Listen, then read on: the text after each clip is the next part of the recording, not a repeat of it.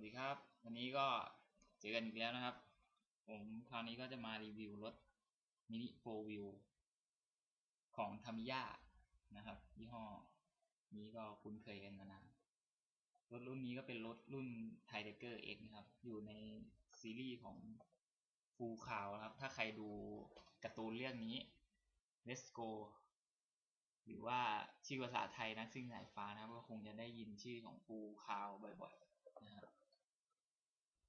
ก็รถคันนี้ครับชื่อ Tiger X ก็ดูส่วนหน้ากล่องหน้าตาครับเป็นแบบนี้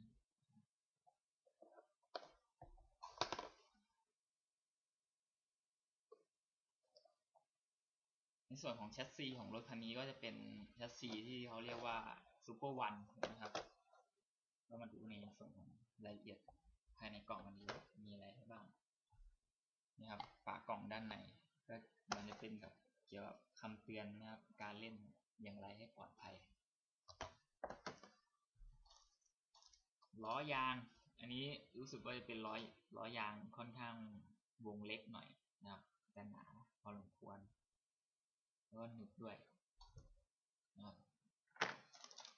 แม็กสีแดงแต่ดูในกล้องผมอาจจะออกเป็นสีส้มๆแต่จริงๆแล้วมันเป็นสีแดงนะครับ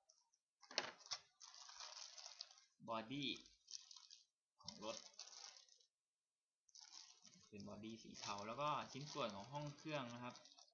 ห้องเกียร์ต่างๆตัวล็อกฐานก็จะเป็นสีเขียวแก่แล้วก็จะมีปีกด้านข้างมีลอเลอร์เป็นสีน้ำเงิน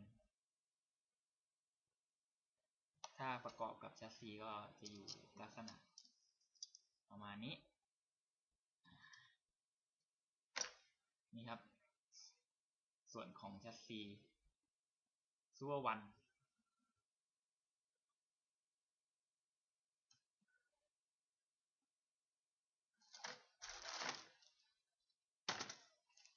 ก็มีถุงบรรจุ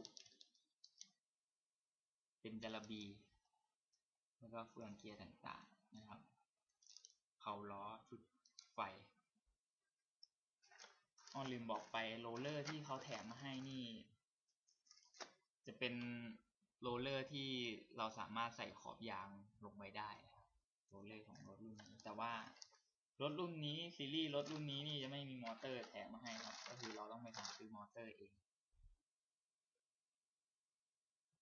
สำหรับบางคนก็อาจจะคิดว่าไม่คุ้มเพราะว่าต้องเสียตังค์ซื้อมอเตอร์เอง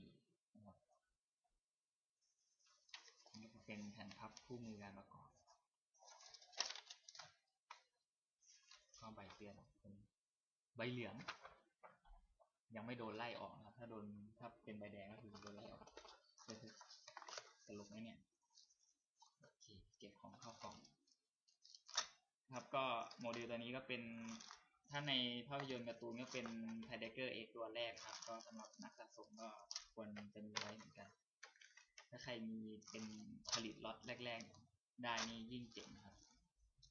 โมเดลตัวนี้ก็น่าจะเป็นโมเดลที่รีโปรดักก็คือ